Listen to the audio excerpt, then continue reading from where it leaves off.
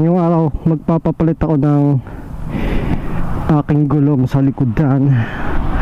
At ito yung itsura ng gulong ko.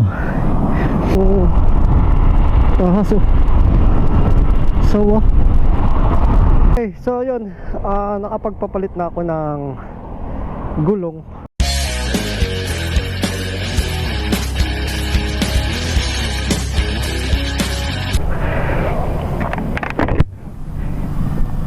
Ngayong araw magpapapalit ako ng aking gulong sa likodan.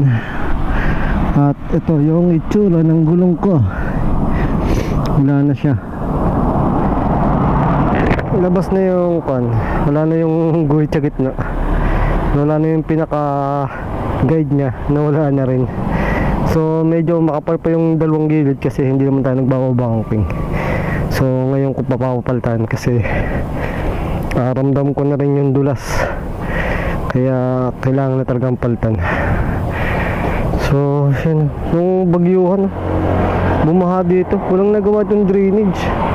Talagang umapaw ang kanal sa lakas ng binahang yun tsaka ulan.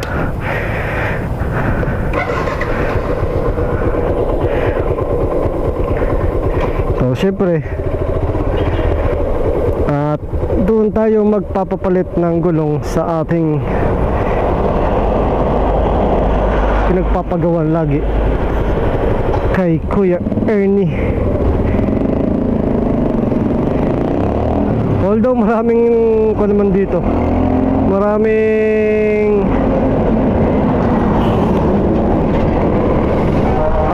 shop, pero doon tayo doon natin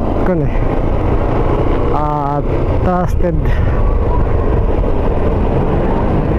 O talagang doon tayo nagpapagawa.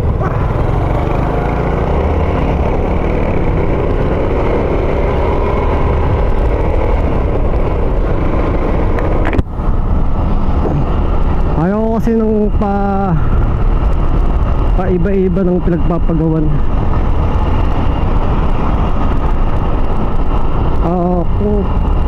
Kung magpagawa man ako sa iba,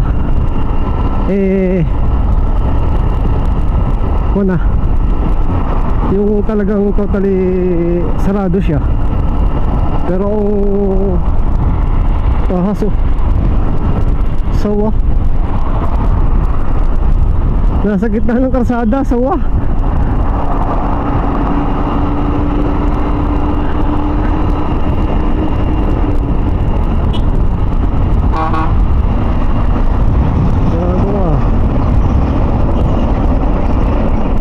Bagyan ka ng kalis tapos lusong, kala mo wala kang karga.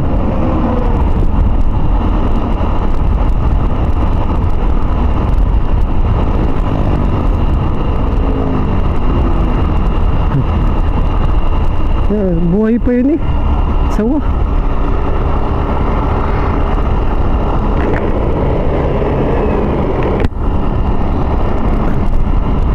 Kung magpagawa man ako sa iba, yung mga lang, yung simple lang, yung mga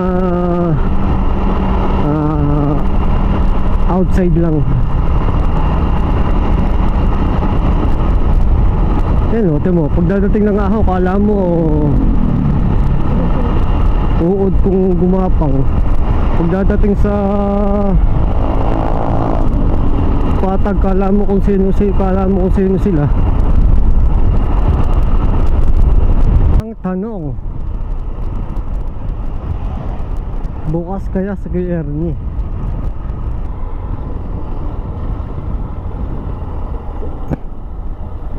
Ay, yun, bukas. Bukas lang. Makunti pang tao buti naman. Wala pa rin siguro.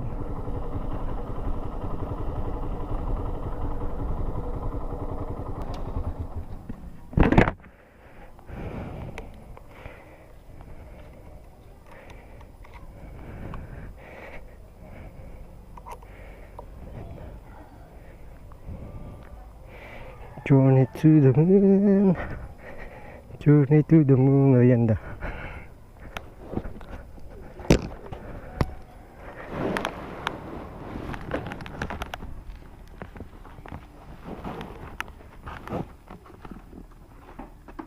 Palta kong gulong. Papalta ka. Papalta.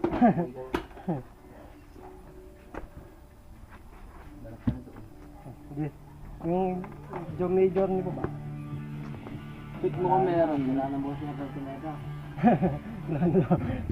Okay, so yun, nakapagpapalit na ako ng gulong at tumigil muna ako dito sa rodeo para ipakita sa inyo.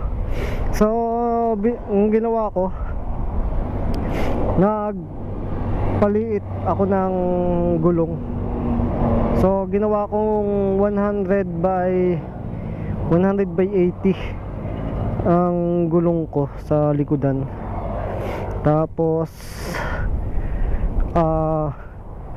yun, para bumaba lang ng konti dahil ang hirap din naman ng sobrang taas. Ang taas nito kasi pag 110 yung lumang nakalagay kabit dito 110 kasi, natataasan ako, nahirapan ako pag trapikan, lalo na pag nasa Tagaytay.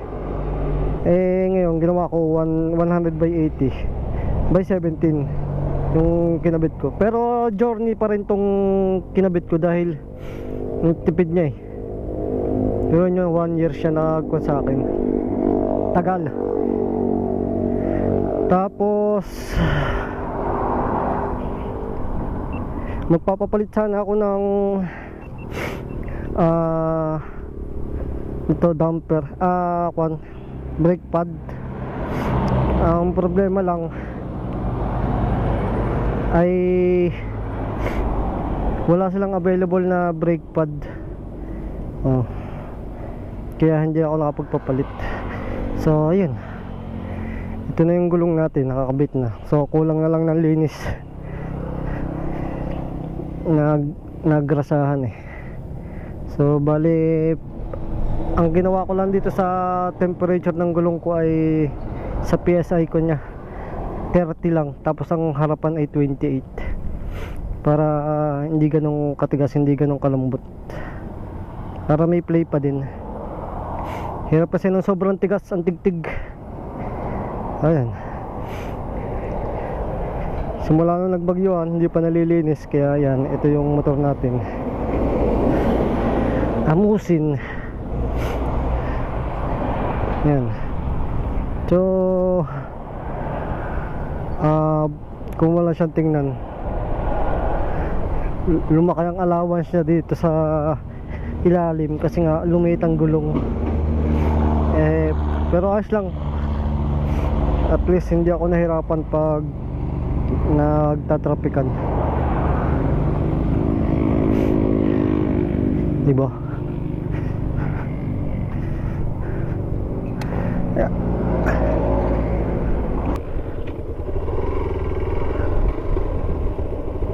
Ginawa kong 30-28 yung PSA ng gulong ko sa likod at harapan. Nawala yung pakiramdam na para ako nangangabayo. Hindi ako masyado matalbog.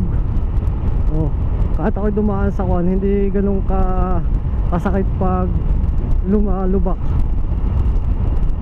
Kasi sa mga ganito, sa mga sementong hindi naman pantay, yung palon-alon, hindi masyado ganun ka-bounce.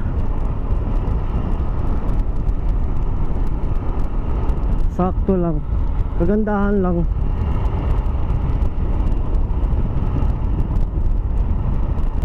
Hindi pa ako makatakbo ng mabilis at yung gulong ko ay bagong kabit niya. Di ba may ko naman yan, may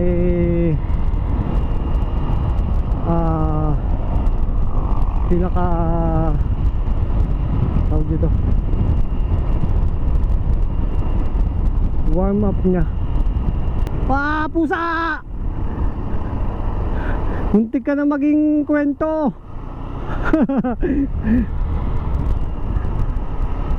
Buti naiwasan ng truck. Ito mo yun? At yun, sunod na video na lang, i-update ko kayo ulit. Maraming salamat. Peace out.